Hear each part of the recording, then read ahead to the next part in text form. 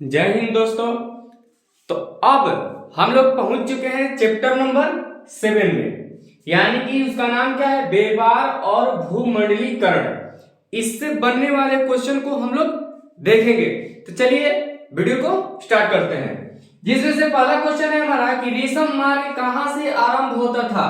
रेशम मार्ग कहां से आरंभ होता था? ऑप्शन है भारत से, ऑप्शन बी चीन से, ऑप्शन सी इराक से, ऑप्शन डी अफगानिस्तान से। इसका सही आंसर क्या हो जाएगा? तो इसका सही आंसर हो जाएगा ऑप्शन नंबर बी चीन से। कहां से? चीन से। अगला क्वेश्चन है हमारा कि पास्ता सिसिली में किनके द्वारा ले जाया गया। पास्ता सिसिली में किनके द्वारा ले जाया गया? तो इसका ऑप्शन है चीनियों द्वारा, ऑप्शन बी अरबों द्वारा, ऑप्शन सी भारतीयों द्वारा और ऑप्शन डी पुर्तगालियों द्वारा। तो इसका सही ऑप्शन हो जाएगा ऑप्शन नंबर बी अरबों द्वारा। और एक मिनट, एक डाउट क्या चल रहा है आप लोग में, है ना, जितने भी स्टूडेंट हैं कि उनको वीडियो देखते देखते कम से कम थोड़ा देर देख रहे हैं, उसके बाद क्या हो रहा है, मन नहीं लग रहा है देखने में। तो इसका कारण क्या है? मेन कारण है ना कि वीडियो को आप कहाँ देखते हैं। गौर कीजिएगा कि वीडियो को आप कहाँ देखते हैं। बेसिकली चलते चलते खोल लेते हैं मोबाइल और देखने लगते हैं कि क्या है इसमें, देखते हैं 5-6 फ्रेंड होते हैं, उनके साथ फट से मोबाइल खोल के देखने लगते हैं, अरे हो मगा, अरे हो चैप्टर के मगा ना। एक वीडियो आता है, चालू करते हैं, एक क्वेश्चन बताता है, फिर चले दूसरा टिप देगा, टिप भी कहेगा और दूसरा लगा। तो इस प्रकार से आपका समय बर्बाद हो रहा है और हाँ, मोबाइल का डाटा भी खत्म हो रहा है। अच्छा कि महंगा है, आप सब भी जानते हैं, तो उससे बचिए, है ना। ये जो क्वेश्चन है ऐसे नहीं बनाया गया है, बल्कि इस पे मेहनत किया गया है और कई किताबों से मिला के और कई किताबों से देख के तब यहाँ पे आपको लिखवाया जा रहा है। कोई भी क्वेश्चन इसमें से जितना शुरू से कहते आ रहे हैं कि जितना भी क्वेश्चन है ये सभी बोर्ड एग्जाम में आपको देखने के लिए कहीं ना कहीं मिल जाएंगे। अब ऐसा तो नहीं है कि सब इसी में से आ जाएगा, इसलिए क्योंकि आपको मुश्किल से कितना क्वेश्चन पूछेगा, 100 क्वेश्चन पूछेगा, जिसमें 50 आपको करना होता है। तो अगर 50 करना होता है तो अगर इसी में से सारा 50 पूछ लेगा तो और सारी सब्जेक्ट कहाँ गया? ज्योग्राफी है, पॉलिटी है, फिर आता आपका आपदा प्रबंधक भी आता है, इतिहास है, तो इन सबसे मिला के पूछेगा ना। तो जब इन सबसे मिला के पूछेगा तो कुछ क्वेश्चन इसमें से डालेगा, कुछ क्वेश्चन। हमारा कहने का मतलब यह है कि अगर इन सब जितने भी पिछले क्लास हुए हैं, अगर उनका सारा ऑब्जेक्टिव आपको याद रहता है तो समझिए कि आपको दिक्कत नहीं होने वाला है। हिस्ट्री से एक भी क्वेश्चन आएगा तो आप छोड़ नहीं सकते। और एक बात कि इन ऑब्जेक्टिवों के माध्यम से आप लघु उत्तरीय प्रश्नों को भी बना सकते हैं। तो चलिए हम लोग आगे बढ़ते हैं। अगला हमारा कह रहा है कि आलू, देखिए आलू अकाल, समझ सकते हैं कि आलू अकाल भी पड़ गया। आलू अकाल किस देश में पड़ा था? उधर से कोई बोल रहा है सी, कोई डी। ऑप्शन ऐसे नहीं मारिए, है ना, थोड़ा सा तो सब्र कीजिए। अगला हमारा ऑप्शन क्या है, सुन लीजिए, इंग्लैंड में या आयरलैंड में, सी स्पेन में या अमेरिका में।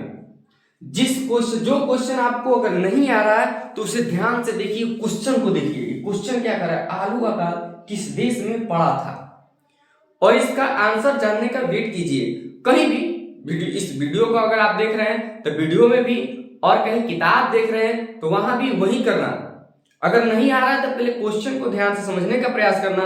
अगर उससे मिलजुल रहा है, रिलेट हो रहा है, कोई ऑप्शन अगर रिलेटेड है, जैसे कि इसमें हम अगर रिलेट करें तो क्या आएगा, आलू अकाल किस देश में पड़ा था, तो ये कुछ रिलेट नहीं हो रहा है, ये नहीं हो रहा है। अमेरिका और आयरलैंड में, यानी आलू अकाल, तो थोड़ा थोड़ा अगर हम लेके चलिएगा तो इससे मैच कर रहा है। जैसे अ से अ, है ना, आ से सीधा सीधा आ मिल जाएगा, है ना, आलू, आ से क्या गया, आयरलैंड। अगर रिलेट कर रहा है तो आप मार के इसको ऑप्शन को टिक करके देखिए कि क्या सही किए हैं या गलत किए हैं।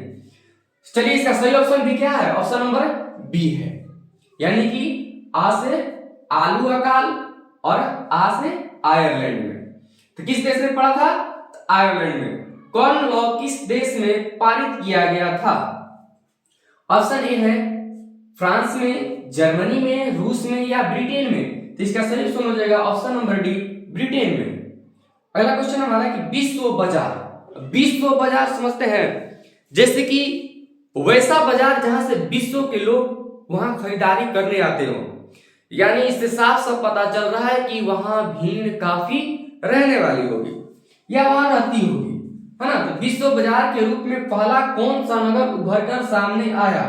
जैसे हमारा अगर पटना है, सासाराम, दिल्ली, अगर ऐसे शहरों में काफी विश्व के लोग आने लगे यहाँ केवल मार्केट करने के लिए, ऐसा नहीं है कि अपना रोजगार करने के लिए या व्यापार करने के लिए, हाँ व्यापार करने के लिए आते हैं, आए, लेकिन अगर बाजार करने के लिए आ रहे हैं, यहाँ से सामान लेके जा रहे हैं, तो समझिए धीरे धीरे धीरे धीरे क्या कर जाएगा, डेवलप कर जाएगा और विश्व बाजार के रूप में माना जाने लगेगा।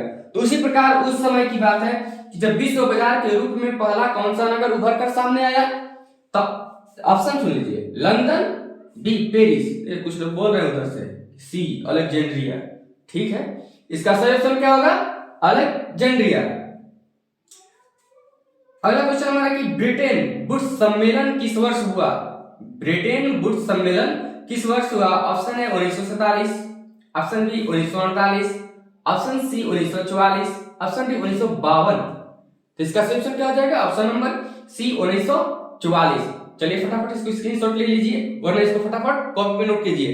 अगर खड़े खड़े वीडियो देख रहे हैं तो रिक्वेस्ट है कि आप अभी इस वीडियो को स्किप करके बंद कर दीजिए।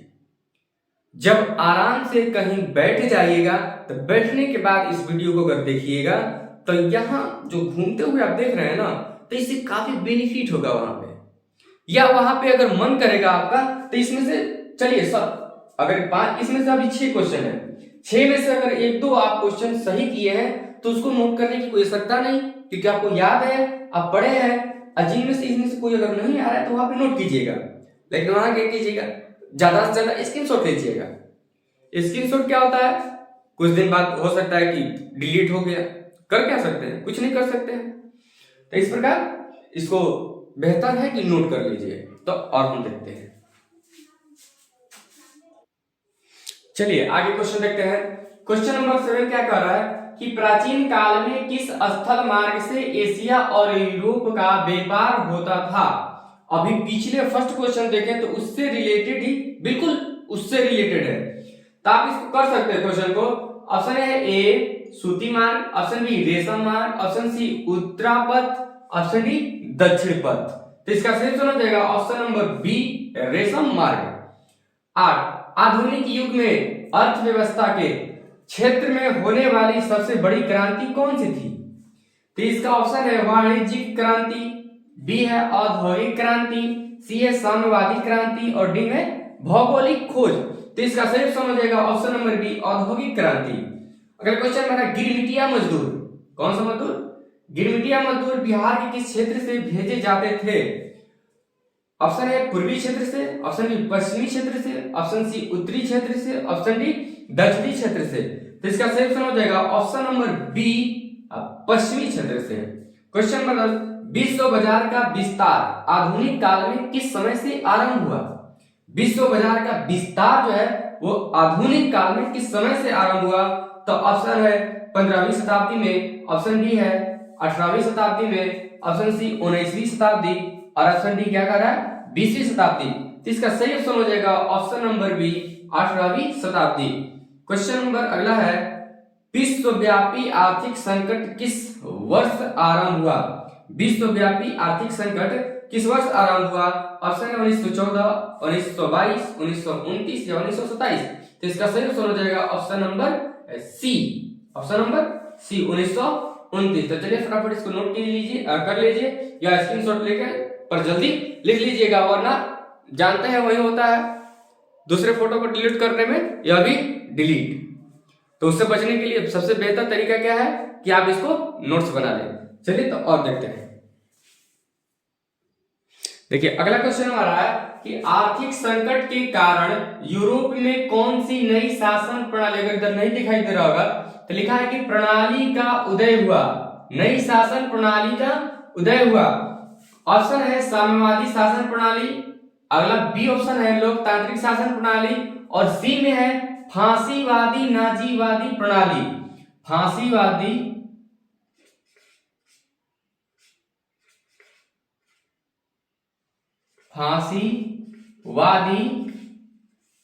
फिर नाजीवादी प्रणाली, नाजीवादी प्रणाली, यानी कि हमारा सी को ऑप्शन है। ऑप्शन नंबर डी है पूंजीवादी शासन प्रणाली, तो इसका सही ऑप्शन हो जाएगा ऑप्शन नंबर सी फांसीवादी नाजीवादी प्रणाली। अगला क्वेश्चन हमारे कि भूमंडलीकरण की शुरुआत किस दशक में हुआ? भूमंडलीकरण का शुरुआत किस दशक में हुआ? ऑप्शन है ऑप्शन नंबर ए 1990 के दशक में, 1920 1970 के दशक में, 1980 1960 के दशक में, 1920 है 1980 के दशक में। तो इसका सही ऑप्शन हो जाएगा ऑप्शन नंबर ए 1990 के दशक में। अगला क्वेश्चन हमारा कि द्वितीय महायुद्ध के बाद जो द्वितीय युद्ध हुआ था यानी विश्व युद्ध, तो द्वितीय महायुद्ध या विश्व युद्ध के बाद यूरोप में कौन सी संस्था का उदय आर्थिक दुष्प्रभावों को, यहाँ क्या लिखा हुआ है, आर्थिक दुष्प्रभावों को समाप्त करने के लिए हुआ? क्वेश्चन ऑप्शन ए है SAARC, B NATO, option C है ओपेक, या ऑप्शन डी यूरोपीय संघ। तो इसका सही ऑप्शन हो जाएगा ऑप्शन नंबर डी यूरोपीय संघ। देखिए अगर आप इसे रिलेट कर सकते हैं तो बहुत ही आसानी से क्वेश्चन को कर लीजिएगा, अगर वैसे में पता भी न रहे तब भी। जैसे द्वितीय महायुद्ध के बाद यूरोप में कौन सी संस्था, कहां, यूरोप में। तो देखिए सार्क कोई मैच नहीं, नाटो कोई मैच नहीं, ओपेक कोई मैच नहीं, यूरोपीय संघ, यूरोप, यानी कि इससे आप रिलेट करके भी ऐसा मान सकते हैं, लेकिन क्वेश्चन कर सकते हैं, लेकिन ऐसा नहीं है कि सभी क्वेश्चन को आप रिलेट कर पाए और इसे टिक कर पाए। बस कुछ ही क्वेश्चन होते हैं जो सीधे सीधे क्या हो जाते हैं, मैच कर जाते हैं। जैसे यहाँ क्वेश्चन, अगला क्वेश्चन हमारा काफी इंपॉर्टेंट, जिसे हर कोई आज के डेट में जिनके पास काफी पैसा है, जिसे बोलते हैं सट्टा। बहुत सारे लोग ऐसे क्या करते हैं, क्रिकेट खेलते हैं, सट्टे लगाते हैं क्रिकेट में, कुछ पैसे लगाते हैं, कभी आता है कभी चला भी जाता है। तो ऐसे सट्टेबाजी, और एक होता है शेयर बाजार, शेयर मार्केट, जिससे लोग काफी पैसा भी कमाते हैं और काफी कमाते भी हैं। तो अगला यही क्वेश्चन हमारा कि वैसा स्थान जहां व्यापारिक और औद्योगिक कंपनियों के बाजार का मूल्य, यहाँ पे क्या लिखा नहीं दिख रहा होगा, तो बाजार मूल्य का आप पढ़ लेते हैं। वैसा स्थान जहां व्यापारिक और औद्योगिक कंपनियों के बाजार मूल्य का निर्धारण होता है, कहलाता है, क्या कहलाता है, ध्यान समझिएगा। कोई ऑप्शन है शेयर बाजार, ऑप्शन बी आर्थिक मंदी बाजार, ऑप्शन सी सट्टेबाजी, और ऑप्शन डी इनमें से कोई नहीं। तो इसका सही ऑप्शन हो जाएगा ऑप्शन नंबर डी शेयर बाजार।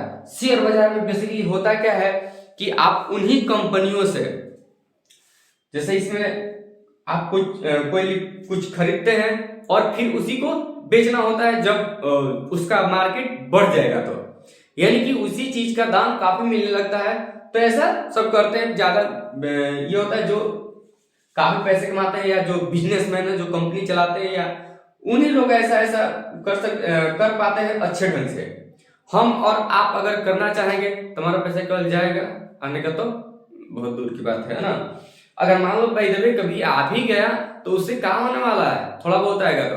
लेकिन अगर हमारे पास कुछ है, सोर्स है, बहुत सारे पैसे हैं, तो अगर उनमें से कुछ चला भी गया तो हमें एहसास नहीं होगा। लेकिन अगर कुछ बहुत ही ज्यादा आएगा, और इससे फायदा होता है तो ज्यादा लगाइएगा तभी, हमारे पास उतना बजट का है ना।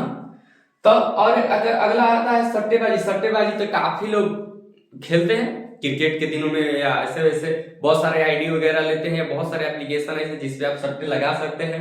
ये काफी फालतू चीज है, इसमें अगर मन लग गया तो आता रहता है, जाता रहता है, कोई फायदा होता नहीं है। वैसे ही जैसे हैं हजारों लाखों में से एक दो आपका निकल गए तो आपको दिखता है कि बहुत होता है, बहुत कमाते हैं, यहाँ से सट्टे लगाइए और खूब पैसा कमाइए ना, ऐसा कुछ भी नहीं है। पढ़ाई कीजिए, मेहनत कीजिए, आगे मेहनत का फल जरूर मिलेगा। तब तक के लिए चलते हैं, मिलते हैं अगले क्लास में अगले नए चैप्टर के साथ। और कुछ ही दिनों में आपको ज्योग्राफी हो गया, फिर पॉलिटी हो गया, इन सभी के भी जो ऑब्जेक्टिव मिलने लगेगा। और जैसे कि आप कोई अभी भी टॉपिक में डाउट तो अभी अगर हो भी है, हो सकता है नहीं भी हो सकता है, क्योंकि अभी ऐसा कोई नहीं बचा होगा कि जो अभी पढ़ रहे होंगे, सब लोग अपना अपना रिवीजन कर रहे होंगे, है ना। बस चिंता इसी बात का होगा कि ऑब्जेक्टिव कितना ज्यादा से ज्यादा हम ऑब्जर्व कर ले, ताकि क्वेश्चन एक भी छूट ना सके। क्योंकि सब्जेक्टिव तो सारा बुक में से ही आना है, लेकिन ऑब्जेक्टिव का पता नहीं कि किधर से डाल सकता है, क्योंकि आपका चैप्टर का लंबाई काफी बड़ा होता है, जिस वजह से सारे ऑब्जेक्टिव ना ही बुक में दिया है और ना ही मॉडल पेपर वगैरह में सब ऑब्जेक्टिव दे ही नहीं सकता है। तो इसी वजह से चाहते हैं कि ज्यादा से ज्यादा ऑब्जेक्टिव ऑब्जर्व करें, ज्यादा की चिंता की बात ना करें, क्योंकि इससे इतना काफी हो जाएगा आपके लिए इस चैप्टर के लिए। इससे ज्यादा नहीं पूछेगा, अगर पूछेगा तो कमेंट करके इसको अनसब्सक्राइब करके चले जाइएगा, है ना। ऐसा नहीं होगा कि इससे ज्यादा पूछ दे इस चैप्टर से। चलिए तो मिलते हैं अगली वीडियो में। जय हिंद।